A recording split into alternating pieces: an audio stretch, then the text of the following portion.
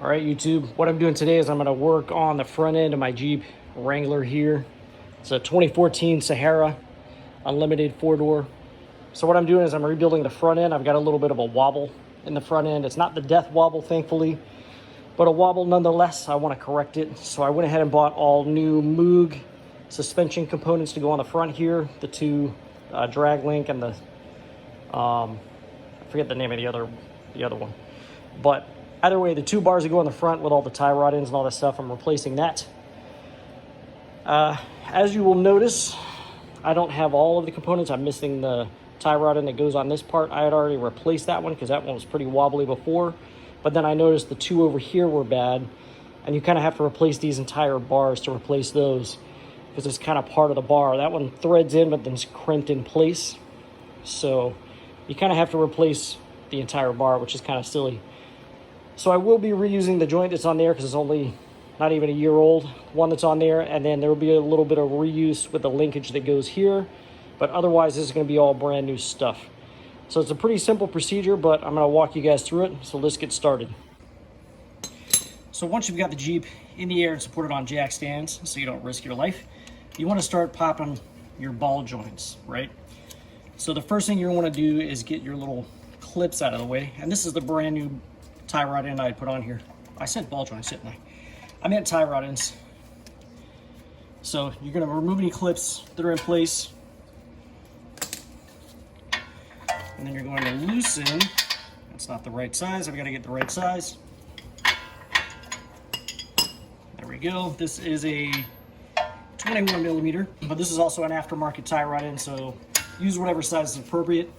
I'm just gonna break this loose, thread this up a few threads, but not all the way off, right? Because I'm going to use this tool. This is my favorite tool for busting tie rod ends. And the reason why is because this goes underneath here. Well, once you get it in there anyways, I may have to tap it in with a hammer a little bit. But basically this goes in here and then pushes down on the bolt side so that you're not squishing your seal. So like I said, I just replaced this one. This is a Moog component already. I don't want to ruin my seal on this because if you're using one of those forks where you pry it, you're going to be prying against your seal. You're going to screw your seal up. So I don't want that. I'm going to use this bad boy. So I believe what's happening here is it's sticking on the rubber and not wanting to slide. So I'm just going to put a little WD-40 there to help it slide into place.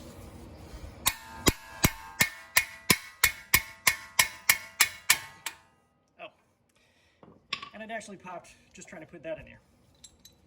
So, but if that didn't happen, what you want to do is just tighten this down. And then you can either continue to tighten this with like a breaker bar or something, or just hit it with an impact wrench. And this thing will pop right off like it just did. I'll show you on one of the other joints since I wasn't able to use it here. Once your joint is popped, just take your nut off, and voila. And I didn't ruin my seal either. That's good. Or at least it doesn't look like I did. Nope, looks like my seal's still good. So, mission accomplished. So now this guy up in here is also a 21 millimeter, and I do not have a 21 millimeter box wrench. And the only one I have is a deep wall socket, so that's pretty inconvenient given the fact that that frame is right there. The frame of the Jeep is running right here. So I'm gonna have to get creative how I get this out. I may have to use an adjustable wrench. A box wrench would be preferable, so if you're watching this before starting the job, maybe grab yourself a 21 millimeter box wrench to get up in there with. But this is gonna be a little challenging, but I think I can handle it. Okay, so as I suspected, I was able to get my adjustable wrench on there and get it off somewhat easily. Just a quick tip, when I'm using an adjustable wrench on something like this, something that's tight, what I like to do is slide the wrench all the way over the nut and then tighten it down as much as I can and then pull it back, because as you slide it back, it will tighten up, and that way you don't round over the edges of your nut. So if you don't have a box wrench and you have to use this, that's what I would recommend. But I also recommend getting the box wrench an open-ended wrench to get up in there or something, because that would be a lot better than trying to use a crescent wrench. Because if you strip that thing out, you're going to have no room to work. So that's my advice there. So this isn't a great camera angle, but I wanted to show you that I can get my tool up in here, even though it's a tight squeeze.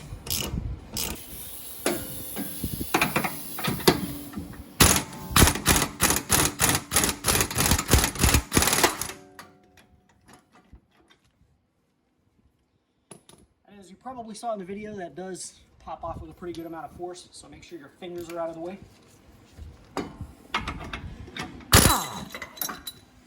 If you're having an issue where the nut is spinning on the top of the spindle of the tie rod end, just crimp a pair of vice grips in there onto the spindle to hold it in place so you can continue removing the nut. Only do this on a component that you're not reusing, because if you're going to reuse it and you're crimping it down like this, you're going to risk busting open your grease seal. As you can see, there's grease on the vice grips, and you're going to mess up the spindle, which will mess up the knuckle that it goes into and everything else. So only do this on a component that you are not going to reuse.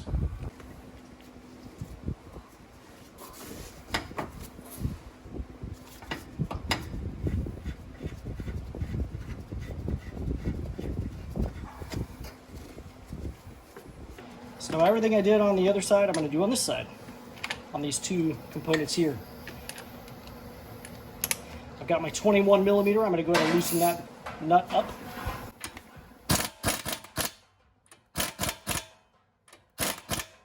Oh, and these actually have an Allen wrench on the top so you can hold the nut. So like I was showing you with the vice grips, if you are going to reuse it, you can use the Allen bolt on top, assuming it has one. These are all factory components, so I would assume it does.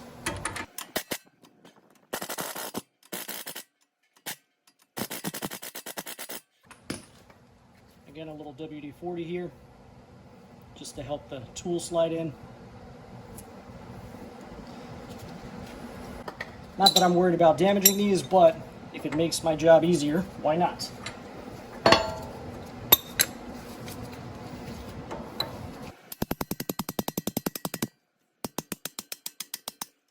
Of course, my camera's right in the way where I want to swing my hammer.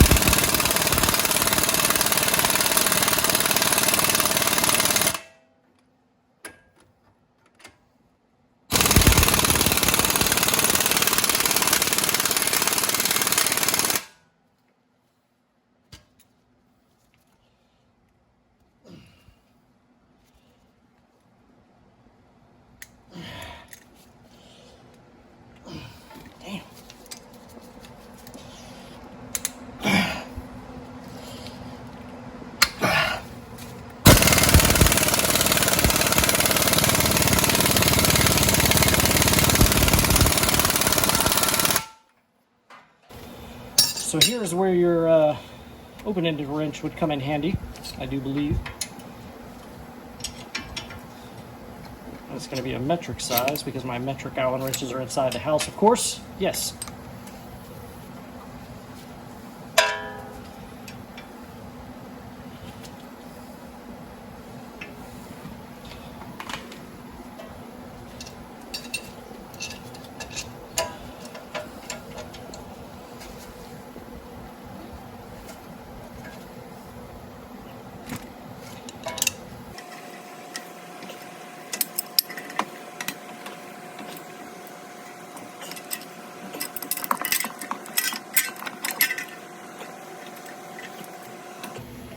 So yes, at this point, I highly recommend that 21 millimeter box wrench we were talking about earlier. And I don't know what the hell size Allen wrenches is, maybe like a 7 millimeter, which of course I do not have because it's an odd size.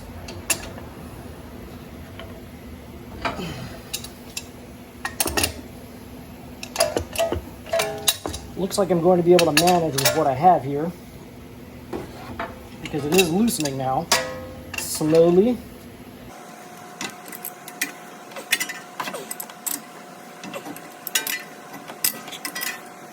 I don't know why this is so tight, but it is.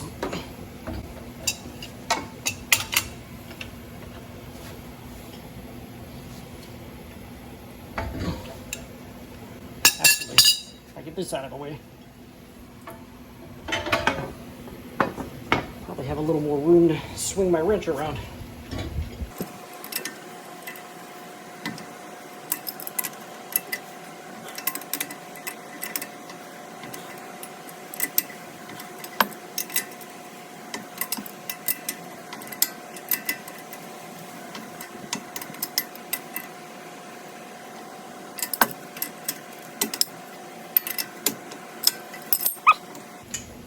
Well, all right. So the last piece of this puzzle is just to remove your stabilizer bar. You probably could have done that beforehand, but after that, all this stuff will come out. Right now, so what I've got going on is I've got the old stuff laying next to the new stuff. So we've got our old drag link bar here and our old tie rod bar here. New stuff, right? So the next thing I'm going to do is one at a time. I am going to take the old component and I'm going to mark out as accurately as I can on my cardboard here what the distance is from center point of the tie rod end to the other center point on the other side. Because what I'm going to have to do is obviously I'm going to have to remove this component to put on the new stuff. And then same thing over here, I'm going to have to remove this tie rod end and put it on the new component. So when I'm doing that, I want to get that as close as I can to matching. And the same thing with this little turnbuckle here, that's going to have to move over. You want to have some adjustment there for when you take it in for an alignment. When you do this, no matter how accurate you are with your measurements at this point, you are going to need an alignment. I would recommend getting it as close as possible. That way the alignment guy doesn't have as much work to do and it's easier for them to adjust it. And you don't want to get this turnbuckle all messed up and then they have to remove the ball joint and all that because then they risk damaging your new boot and all that stuff. So I recommend getting it as close as possible to the way it was before, assuming your alignment was done correctly previously. So that's what I'm going to do at this point is go ahead and measure that out and transfer my components and then put everything back on.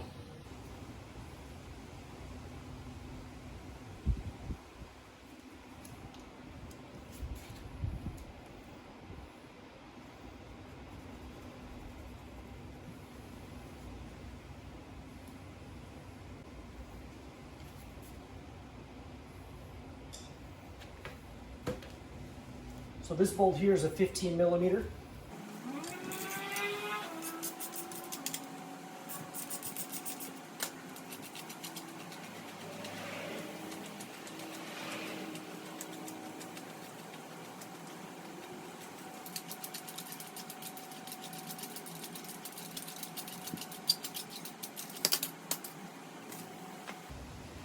So the next thing I'm going to do is mark roughly how far threaded in the old component was versus the new. I'm basing that off my rust marks here. This doesn't have to be completely accurate, but you want it to be somewhat close so that there is adjustment in the system. The other thing you want to pay attention to is this is threaded opposite. Like this side, you have to turn it left to thread it on.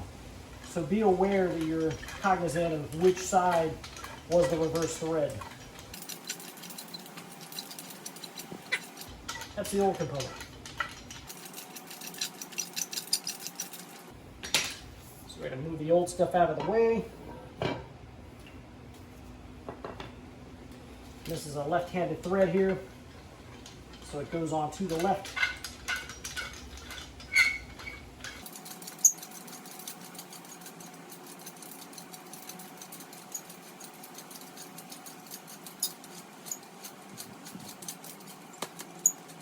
Okay, so that's about where the old one was, and this thread's on to the right.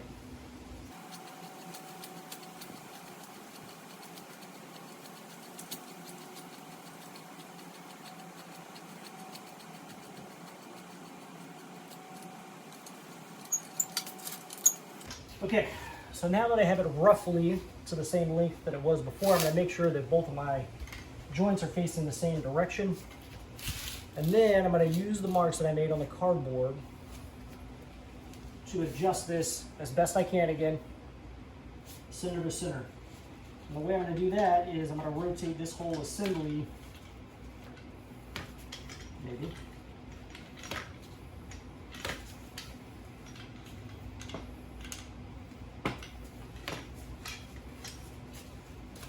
Until I get it to where I need it. And this may take a couple moments, but again, take your time and make it as accurate as possible.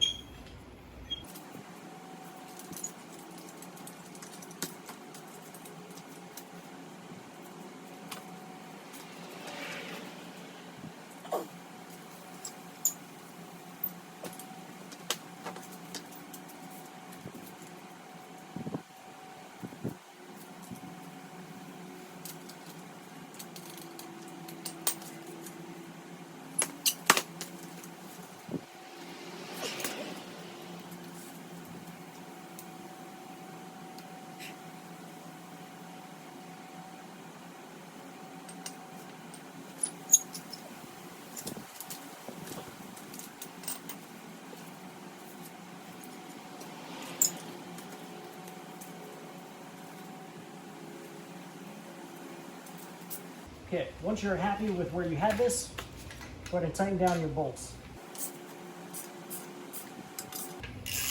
One thing that may have been a good thing to do would have been to spray a little penetrating lube up in there, because it is a bit rusty where there were no threads before, like where this wasn't threaded on before. So be aware of that. These don't have to be super tight, so don't Hulk torque it on there. And then set this out of the way. So now I'm going to put X's over my old marks because I don't want to confuse the old marks with the new marks.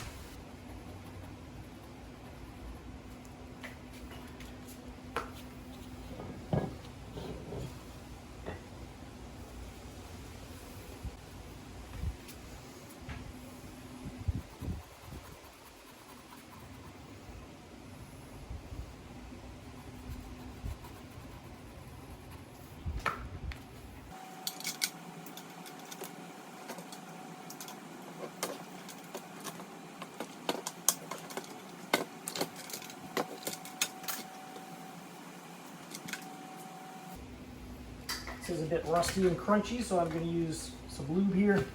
And it does thread to the right to remove it, so be aware of that.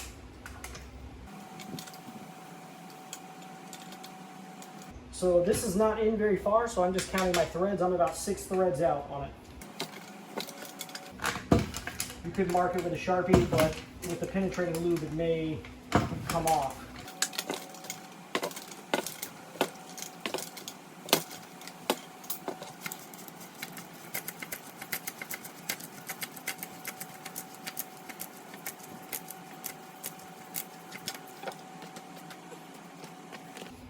So now that this is out, you can see there's a lot of crud in there. I'm going to go ahead and give this a good wiping down. It may not be a bad idea to hit it with a wire brush a little bit. Get all that rust off there, all that gunk, before you put it on your new component.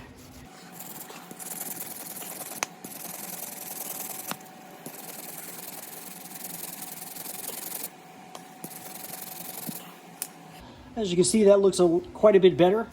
May not be a bad idea to put a little WD-40 or grease or some sort of lubricant on there before reinstalling. So now remember, this is reverse thread, so it's going to thread into the left.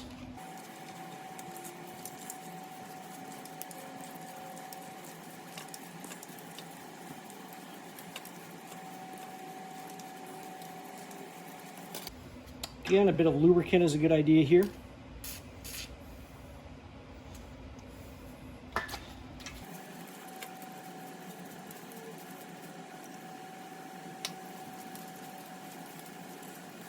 I'm going to put a shot of it in here too, so when they go to do the alignment, they're not having to wrench on this too hard. And I was about 6 threads out, so I'm going to count my thread count and then make sure both of my tie rod ends are facing the same direction. And I'll be ready to reinstall these components. So one last thing to do before you actually put these things back together is open your parts bag for your Moog components, and you're going to find this little grease nipple in here. You're going to want to install the grease nipple, and then I always like to give it a little bit of extra grease because why not? So in an attempt to make this easier, I've got a 7mm socket here with a little shop rag shoved in there. That way the threads are going to stick out of the socket, and hopefully I can just thread this right in. These are not different sizes as far as I can tell, so it's just a matter of getting the thing started. And you don't want to Hulk torque these things, you just want them in there. So there we have it. I'm going to do that to the remaining tie rod ends that I need to install on the other component, and grease these things up and get this thing on the truck. Okay, so now that you've got your tie rod ends put back together, I'm going to go ahead and install the upper bar first, so it's out of the way of the lower bar, make it installation a little easier there.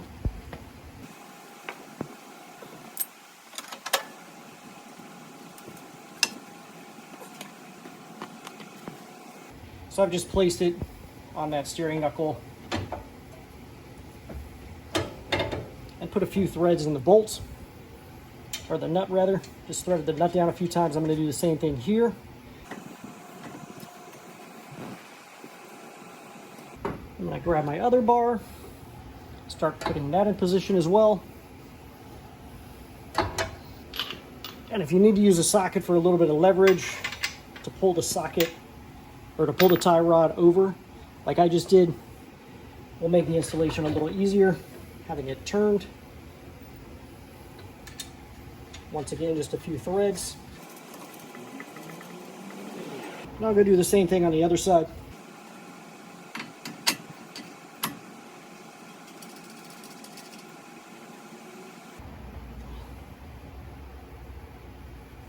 I'll reinstall my steering damper.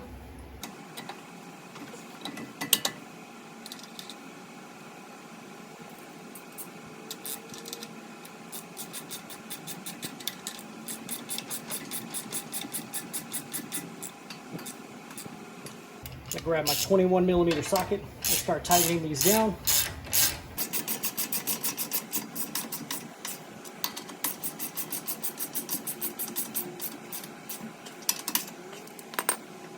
I'm going to go tighten my nuts on the other side. Okay, so according to extremeterrain.com, these two are going to be 63 foot-pounds. The other side over here is 63 foot-pounds. And the drag link going up to the pitman arm is 77 foot-pounds. So I've got this set to 63. And that was it. Which actually seems like not a lot to me. I would have torqued them a little more.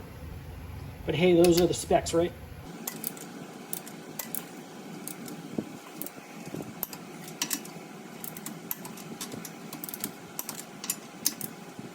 It's kind of odd how they turn a little bit more each time.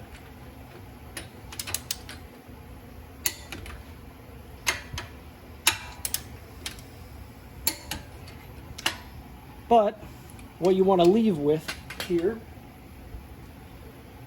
is you want to have an opening where you can put your cotter pin through. So this one fits. Going to push that through and bend it over.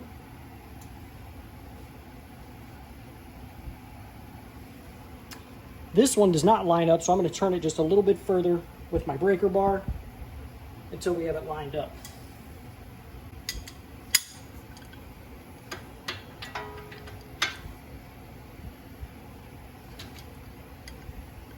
Okay, so we've got it lined up now.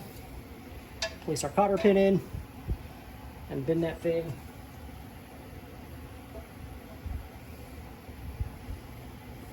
Well, I'm gonna need a needle nose plier, but you get the idea. We're gonna do the same procedure for the other side, and up there, I'm not gonna be able to get a torque wrench up there, so I'm just gonna have to kind of snug that one down really well and call it a day. But that's it, YouTube. Just make sure your clamps, your adjustment clamps are all tightened down, and none of that stuff's going to come undone, and you're going to be done. So I hope this video helps you guys out, helps you in your process, decide how you want to approach this. Make sure you get a 21 millimeter box-in wrench for that upper drag link bolt there. And thank you again for watching. Make sure you hit the subscribe and like button, guys. Thank you. Everyone, if you enjoyed today's video, I would invite you to go ahead and hit the subscribe button down below right there on the right-hand corner. And if you felt that the products in today's video is something you might like to own yourself, there's a product link right up there to the right, upper right-hand corner, or down in the description will be a product link for you to purchase the product as well. Thank you very much for watching, YouTube.